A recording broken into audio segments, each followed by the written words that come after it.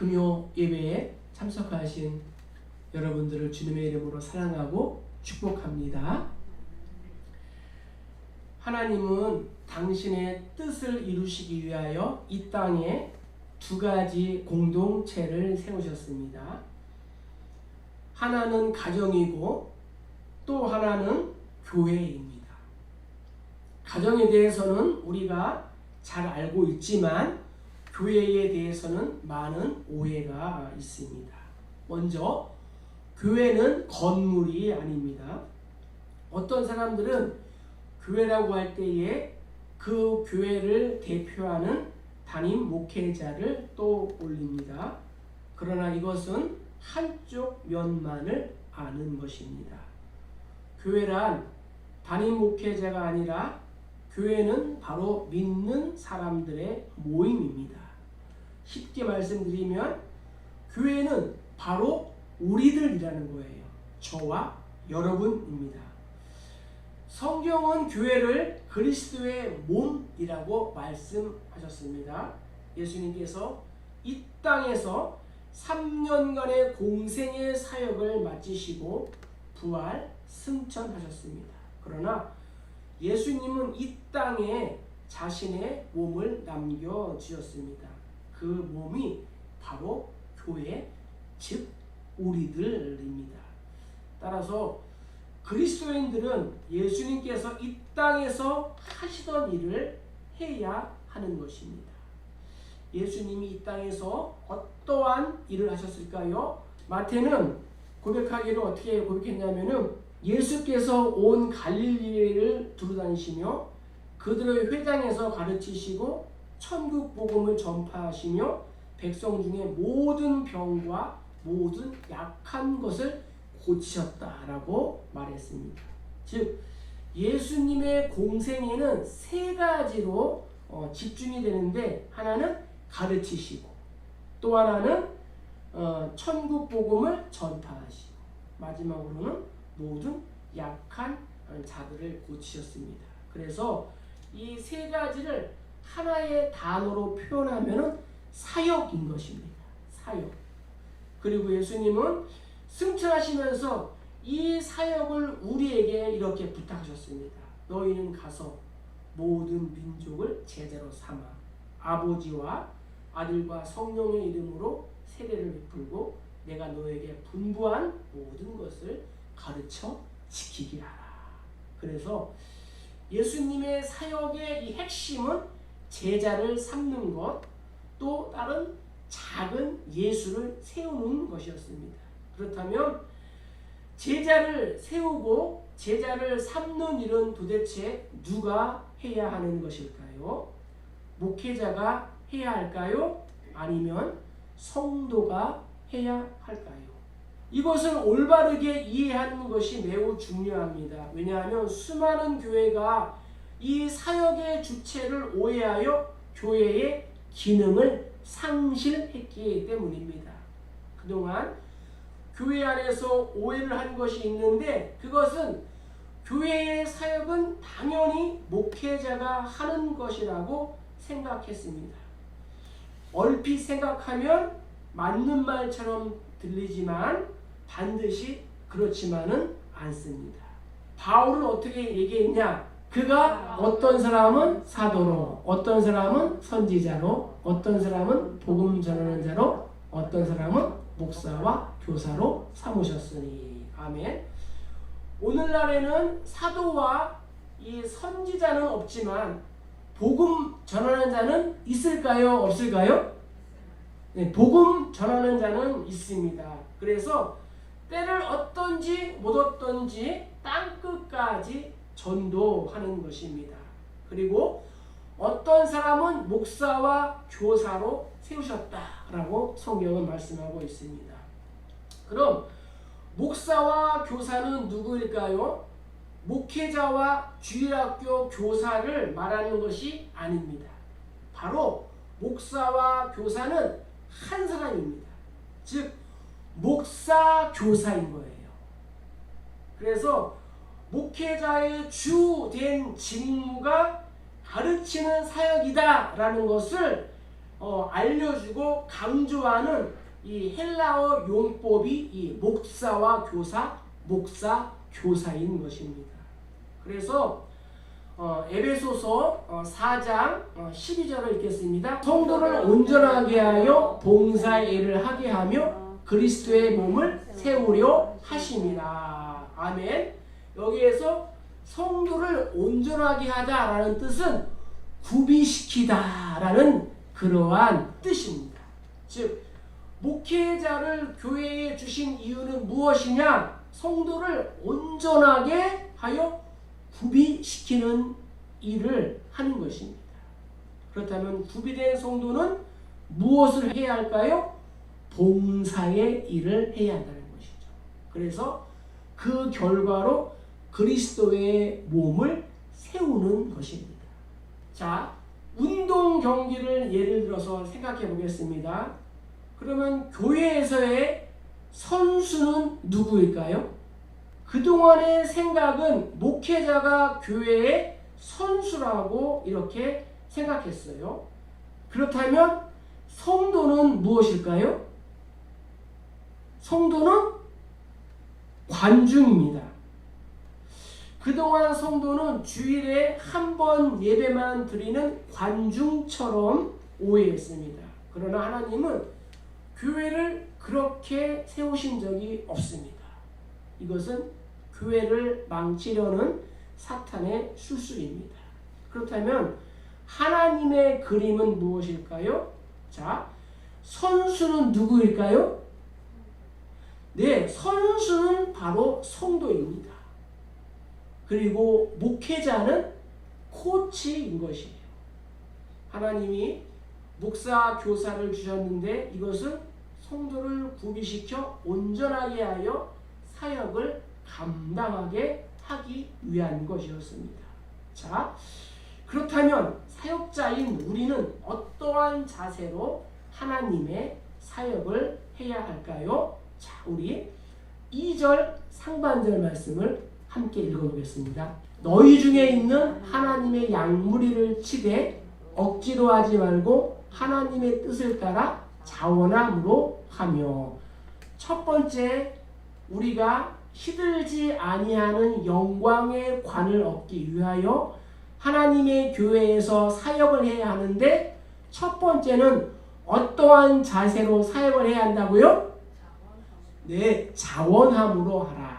여기서 자원함이란 무엇인가? 하나님의 뜻을 따라서 하는 것이라는 거예요.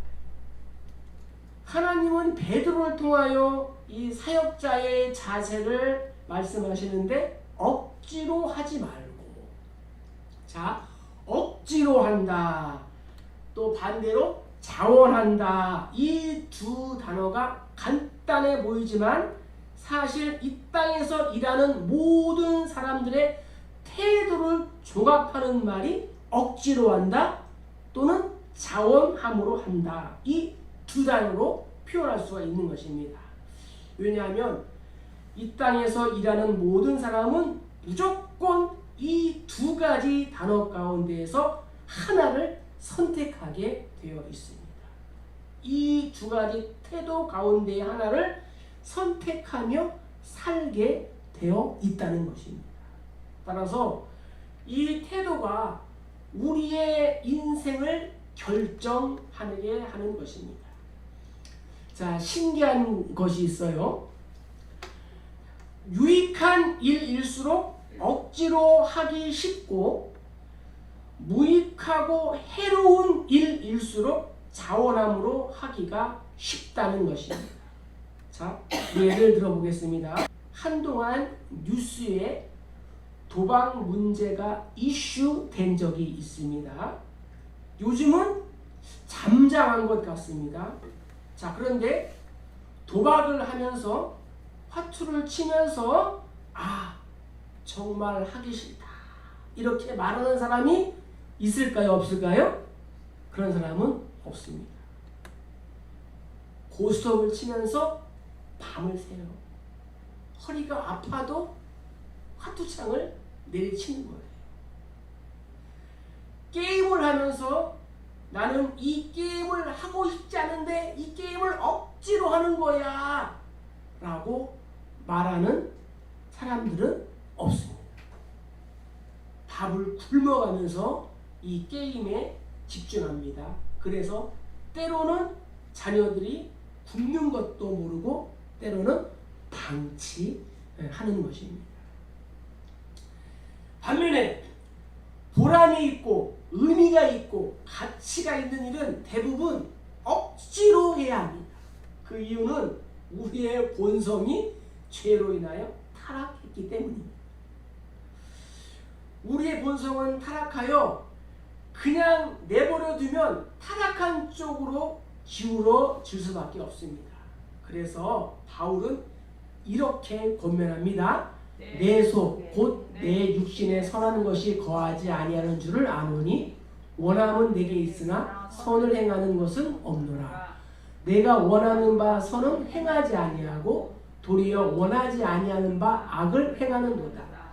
만일 내가 원하지 아니하는 그것을 하면 이를 행하는 자는 내가 아니요 내 속에 거하는 죄니라. 그러므로 내가 한 법을 깨달았노니 곧 선을 행하기 원하는 나에게 악이 함께 있는 것이로다 라고 탄식하며 고백을 했던 것입니다. 우리는 이 육신과의 전쟁을 알아야 합니다. 우리 안에 두 가지의 소망이 있습니다. 하나는 하나님의 일을 하고 싶은 소망, 또 하나는 세상의 일을 하고 싶은 소망이 있는 것입니다. 타락한 본성을 가진 우리 모두는 아무리 좋은 일을 할지라도 항상 즐겁게 할 수가 없습니다. 직분과 사역이 귀하다는 것을 알지만 때로는 하기 싫을 때가 있습니다. 왜 그럴까요? 내가 여전히 육신에 머물러 있기 때문입니다. 때로는 사역을 하기 싫을 때에 혹시 내가 구원을 받지 못해서 그런 건 아닌가 라고 생각하며 좌절할 필요는 없습니다. 우리가 아무리 구원을 받고 기도를 많이 하며 이 영성을 개발해도 타락한 본성이 그대로 있습니다. 성경을 12권이나 기록한 이 사도 바울도 이러한 갈등을 겪었는데 하물며 우리이겠습니까? 우리 안에 항상 두 마음이 싸우고 있습니다. 그래서 우리는 영적 전쟁을 알아야 합니다. 본문에서 하나님은 베드로를 통하여 구원받은 성도들에게 말씀하십니다. 사역을 하되 누가 시켜서 억지로 하는 것이 아니라 자원하는 즐거운 마음으로 하라고 말입니다. 그래서 항상 기도와 말씀이라는 이 경건의 시간을 통하여 자신의 마음을 계속 독려해야 되는 것입니다. 자, 한번 자신에게 이렇게 질문해 보시기를 바랍니다. 지금 나는 어떻게 살고 있습니까? 집안일을 하면서 지겹다 지겨워 하면서 억지로 합니까? 공부가 싫다고 학교를 억지로 다니고 있습니까? 돈 때문에 억지로 직장을 다니고 있습니까? 아무리 지겨워서 지겹다 하더라도 집안일 할 때가 기쁘고 공부할 때가 즐겁고 일할 때가 행복한 것입니다. 자원하는 마음으로 이 동기부여를 받아서 성령과 함께 하시기를 주의 이름으로 축복합니다. 이것이 우리의 남은 인생의 질을 좌우하기 때문입니다. 우리 모두는 하나님 앞에서 사역자로 부르심을 받았습니다. 따라서 주인이 맡기신 사역을 자원함으로 해야 합니다. 만약 사역을 기쁘게 할 수 있다면 다른 모든 일도 우리가 기쁘게 할 수 있습니다. 우리는 영적 전쟁의 최전방에 서 있기 때문입니다. 그래서 억압 또는 강제 또 강요에 의해서 마지못해서 하는 것이 아니라 기쁨으로 주의 일들을 감당하는 저와 여러분 되시기를 주님의 이름으로 간절히 축복합니다. 자, 이제 두 번째 2절 하반절 말씀을 한번 읽어보겠습니다. 더러운 이득을 위하여 하지 말고 기꺼이 하며. 아멘. 두 번째, 우리가 시들지 아니하는 이 영광의 관을 우리가 얻기 위해서 해야 할 두 번째는 열정적으로 하라라고 성경은 말씀하고 있습니다. 여기서 기꺼이 하며라는 뜻은 즐겁게 하며라는 그러한 말로 우리가 바꿔서 볼 수가 있는 것입니다. 우리가 공부를 하든지 일을 하든지 연애를 하든지 무슨 일을 하든지 열정적으로 하는 사람만큼 신나고 기쁜 사람은 없습니다. 이왕 하는 것 열심히 하면 즐겁고 좋습니다. 또 놀라운 일은 무엇이냐?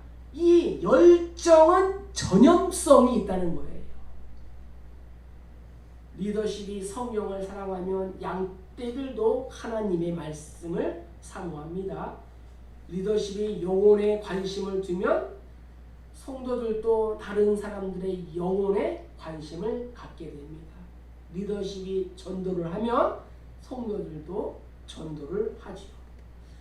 또 누군가가 하나님께 기꺼이 자신의 향유 옥합을 열어서 헌신을 하면은 그 주변에 있는 사람들도 순종을 하고 헌신을 하게 됩니다.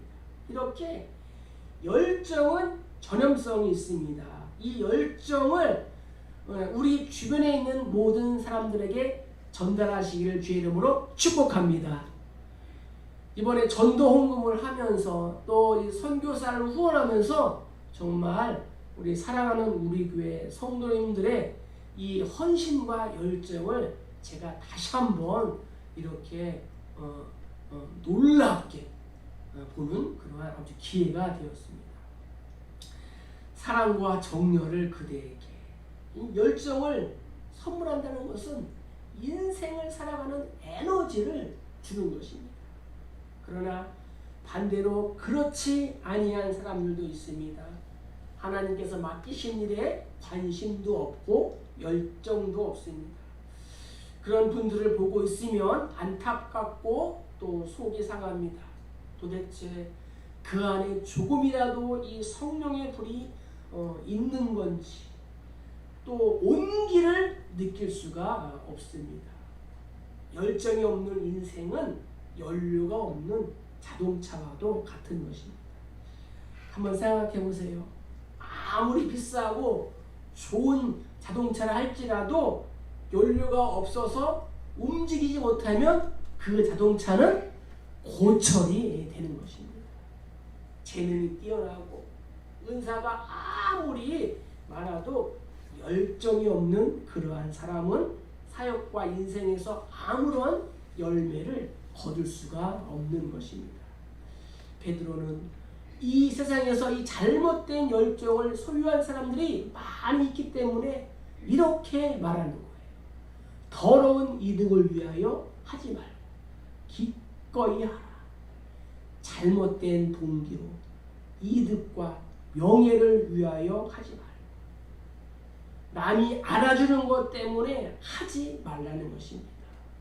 오늘날 열심을 내는 사람들의 특징과 또 이 마음의 동기를 우리가 살펴보면 하나님의 나라와 주님의 몸된 교회를 위하여 하는 것이 아니라 자신의 유익과 또 명예와 또 재산을 드러내기 위하여 하는 경우가 많이 있다는 것입니다. 그래서 바울은 이렇게 우리에게 권면합니다. 돈을 사랑함이 일만하게 뿌리가 되나니 이것을 탐내는 자들은 미혹을 받아 믿음에서 떠나 많은 근심으로써 자기를 찔렀도다. 나의 영화와 또 출세가 아닌 하나님의 나라를 위하여 물질을 사용할 때 진정으로 하나님을 섬기는 사람들이 되는 것입니다. 잘못된 동기에서 비롯된 열정은 하나님과 아무런 상관이 없는 것입니다. 하루는 예수님께서 양과 염소를 보면서 염소의 무리를 향하여 이렇게 책망하셨습니다. 그러자 염소의 무리가 말합니다. 주님, 왜 우리가 염소입니까? 우리가 주의 이름으로 선지자 노릇도 했고 주의 이름으로 귀신도 내어 쫓고 능력도 행했습니다. 그러자 예수님이 말씀하셨습니다. 내가 너희를 도무지 알지 못한다. 이 불법을 행하는 자들아, 내게서 떠나가라. 저들은 하나님의 영광을 위한 것이 아니라 자신의 이름을 드러내기 위하여 사역을 한 것입니다. 우리를 향한 하나님의 은혜와 예수님의 그런 십자가의 사랑을 묵상하면 어떠한 일이 생길까요? 광야와 사막과 같은 이 마음에 어느 날 작은 시내가 생깁니다. 그리고 그 시내가 흘러 강물이 됩니다. 강물이 또 바다가 되어서 나의 인생을 둘러싸면 이 세상 그 무엇도 나를 막을 수가 없게 되는 것입니다. 환난과 고난, 험담, 멸시도 나에게 가까이 올 수가 없는 것입니다. 사역은 이렇게 열정으로 해야 되는 것입니다. 바라기는 더러운 이득을 위하여 하는 것이 아니라 나를 아시고 또 맡겨주신 그 일을 즐겁게 또 감당하는 우리 모두 되시기를 주의 이름으로 축복합니다. 열정을 품고 하나님의 사역을 하는 주인공이 다 되시기를 주님의 이름으로 간절히 축복합니다. 자, 이제 우리 3절을 읽겠습니다. 맡은 자들에게 주장하는 자세를 하지 말고 양 무리의 본이 되라. 여기에서 주장하는 자세는 권세를 가지고 지배하는 것을 말합니다. 세 번째, 우리에게 하나님께서 베드로를 통하여 부탁하시는 것은 본이 되라. 오늘날 교회를 섬기는 리더십들에게 중요한 말씀입니다. 많은 사역자, 리더십들이 주장하는 자세를 취합니다. 그들에게는 영적인 권위가 넘칩니다. 그 권위가 얼마나 대단한지 조금이라도 반항을 했다가는 저주를 받을 것만 같습니다. 강단에서 축복보다는 저주의 말씀이 선포되며 성경과 무관하게 자기의 소견에 옳은 대로 선포합니다.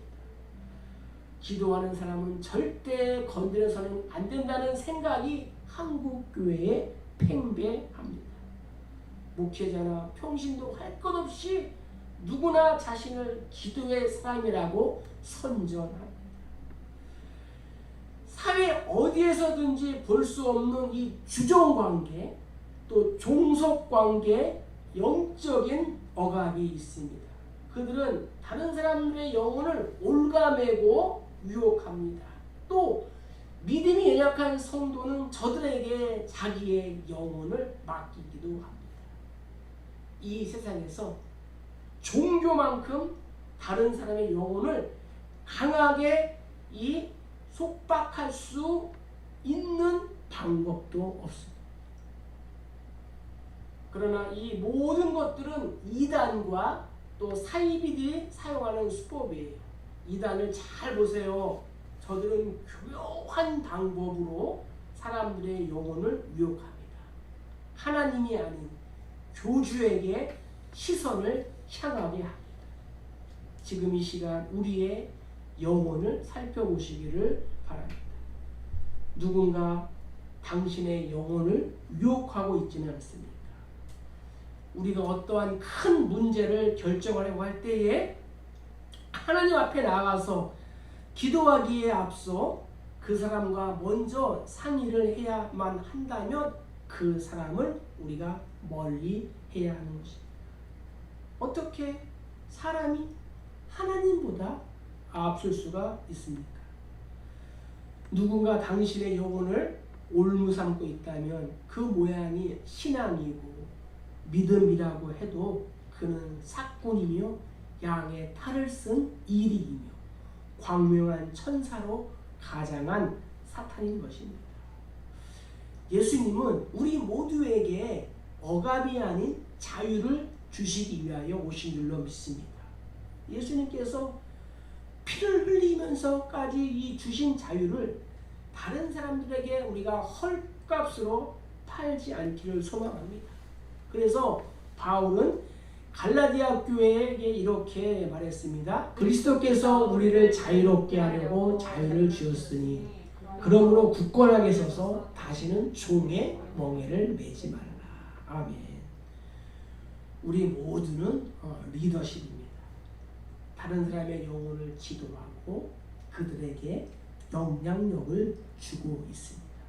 그렇다면 우리 모두는 주장하는 자세를 버려야 합니다. 상대방의 영혼을 잘못된 길로 유혹하고 올가매서는 안 되는 것입니다. 교회는 그리스도의 몸입니다. 그리스도의 몸인 교회는 머리가 하나밖에 없습니다. 그 머리는 바로 예수 그리스도이십니다. 우리가 이 땅에 살면서 하나님께서 맡겨주신 사역을 자원함으로 하고 열정적으로 하고 주장하는 자세가 아닌 본이 되는 모습으로 할 때에 어떠한 일이 일어날까요? 4절에 있습니다. 그리하면 목자장이 나타나실 때에 시들지 아니하는 영광의 관을 얻으리라. 여기서 시들지 아니하는 이라는 뜻은 절대로 시들지 않는 이라는 그러한 말입니다. 절대로 시들지 않는 이 영광의 관이 어떤 것인지 우리는 정확하게 알 수 없습니다. 그러나 운동 경기에서 승리한 승리자에게 주시는 그러한 월계관인 것입니다.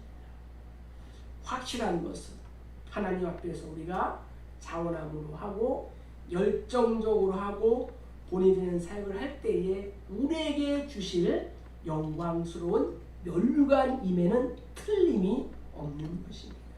그래서 바울은 고린도 교회 성도들에게 이렇게 권면합니다. 내 사랑하는 형제들아, 견실하며 흔들리지 말고 항상 주의 일에 더욱 힘쓰는 자들이 되라.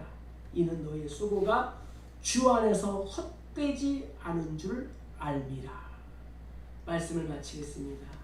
사랑하는 성도 여러분, 영원히 시들지 아니하는 이 관을 우리에게 주실 그 하나님을 우리가 바라보면서 주의 사역에 더욱더 힘쓰고 애쓰는 저와 여러분 모두 되시기를 주님의 이름으로 간절히 축복합니다. 축복합니다.